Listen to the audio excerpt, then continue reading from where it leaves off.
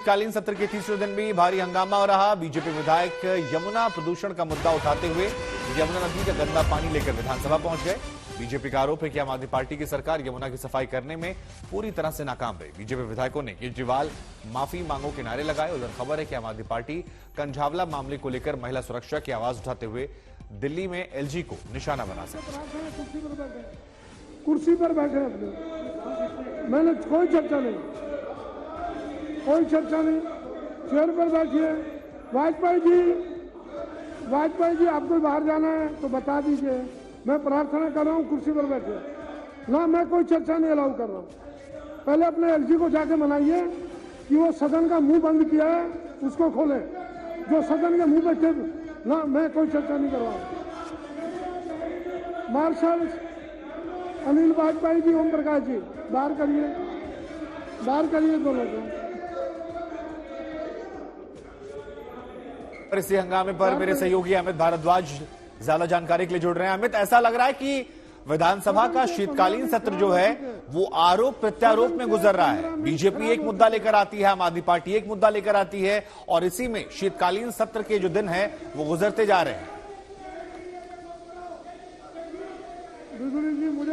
बिल्कुल शुभांकर, देखिए लगातार तीसरे दिन हंगामे की उम्मीद जताई जा रही थी विधानसभा सत्र में और वैसा ही कुछ हो रहा है। हमने देखा कि सुबह दिल्ली बीजेपी के जो विधायक हैं वो एक बोतल में पानी लेकर आए थे, दूषित पानी था और उनका दावा था कि यमुना से उन्होंने इसको इकट्ठा किया है और तख्तियों के साथ वो विधानसभा के अंदर गए थे, कॉम्प्लेक्स के अंदर गए थे। उससे ठीक पहले मार्च भी निकाला था उन्होंने विधानसभा कॉम्प्लेक्स के अंदर। अब फ्लोर में लगातार जो लीडर ऑफ अपोजिशन है बीजेपी के रामबीर सिंह बिधूड़ी, वो इस मुद्दे को उठाने की कोशिश कर रहे हैं और सामने से स्पीकर इसको डिसअलाउ कर रहे हैं क्योंकि वो लिस्ट ऑफ बिजनेस में मेंशन नहीं है। और इसके बाद अभी जब हम लोग ये बातचीत कर रहे हैं तो इस वक्त बीजेपी के विधायक वेल में उतर गए थे, जिसके बाद स्पीकर को मार्शल्स को बुलाना पड़ा है और बताया जा रहा है कि 3 से 4 विधायकों को मार्शल आउट करने की भी कार्रवाई इस वक्त चल रही है। सबसे पहले अभय वर्मा जो बीजेपी के विधायक हैं उनको मार्शल आउट किया गया और शुभांकर उनका बीजेपी के विधायकों का दावा है कि यमुना का पानी केजरीवाल सरकार के 8 साल के शासनकाल में दूषित हुआ है। जो प्रदूषण का लेवल है वो 2 गुना हुआ है और वो इसी मुद्दे को विधानसभा में उठाना चाहते थे, लेकिन लगातार चेयर से बात कही जा रही है कि ये मामला आज लिस्ट ऑफ बिजनेस में नहीं है, इसलिए इस पे चर्चा नहीं हो सकती है। लेकिन बीजेपी की तरफ से कोशिश है कि इस पे आज चर्चा हो, भले इसको लेकर हंगामा हो, क्योंकि ये आखिरी शेड्यूल्ड दिन है दिल्ली विधानसभा के 3 दिवसीय विंटर सेशन में और दोनों ही तरफ से इस वजह से कहीं ना कहीं हंगामा देखने को मिलेगा। एक तरफ जहां बीजेपी हंगामे के बीच खबर ये भी आ रही थी कि शायद मार्शल का भी उपयोग किया गया है कुछ विधायकों को बाहर निकालने के लिए। जी, मार्शल्स को बुलाया गया था। ये तब हुआ जब leader of opposition Rambir Singh Bidhuri लगातार चेयर से अपील कर रहे थे कि यमुना में प्रदूषण के मामले पर चर्चा हो। उनका दावा है कि 8 सालों में केजरीवाल सरकार के शासनकाल में प्रदूषण 2 गुना हुआ है और जब बीजेपी के विधायक नहीं माने, वो वेल के अंदर उतर गए, तो फिर मार्शल्स को बुलाना पड़ा और अभी खबर मिल रही है कि 3 से 4 विधायकों को मार्शल आउट भी किया गया है। अभय वर्मा को सबसे पहले मार्शल आउट किया गया था। तो तीसरे दिन की सदन की कार्रवाई शुरू होते ही हंगामे का दौर शुरू हो गया है, मार्शल्स का प्रयोग करना पड़ रहा है। वहीं दूसरी तरफ यह हंगामा और भी बढ़ सकता है क्योंकि आम आदमी पार्टी भी अपनी तरफ से केंद्र सरकार और एलजी विजय कुमार सक्सेना पर लगातार हमले बोलने की संभावनाएं आज हैं। विधानसभा के सत्र में वो लॉ एंड ऑर्डर के मामले को मुद्दा बनाने वाले हैं।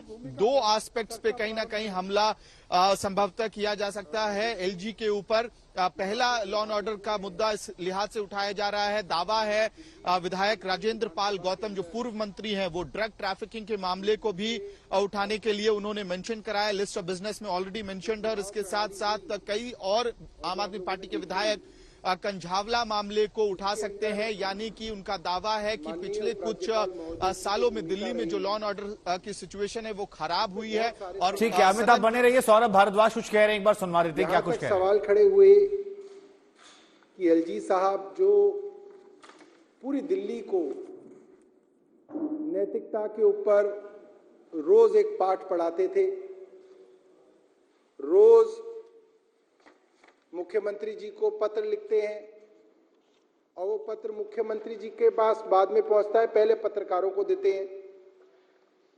ताकि अखबार में छप जाए, टीवी में खबर बन जाए और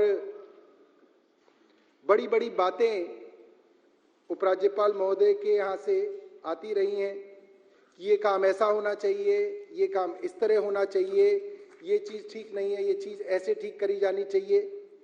और पिछले कुछ दिनों में उपराज्यपाल महोदय के जो फैसले दिल्ली वालों के सामने आए, उससे ये बात दिल्ली के अंदर अब साफ हो गई कि जो वो मोरालिटी की, नैतिकता की वो बातें करते थे, वो सारी की सारी बातें खोखली थी। अभी अभी अध्यक्ष जी, दिल्ली के लोगों ने एमसीडी के चुनाव के अंदर आम आदमी पार्टी को बहुमत दिया। आम आदमी पार्टी को 134 सीटें मिली, दूसरी भारतीय जनता पार्टी को 104 सीटें मिली। जनता का मैंडेट साफ है, जनता चाहती थी आम आदमी पार्टी नगर निगम को संभाले, नगर निगम को चलाए।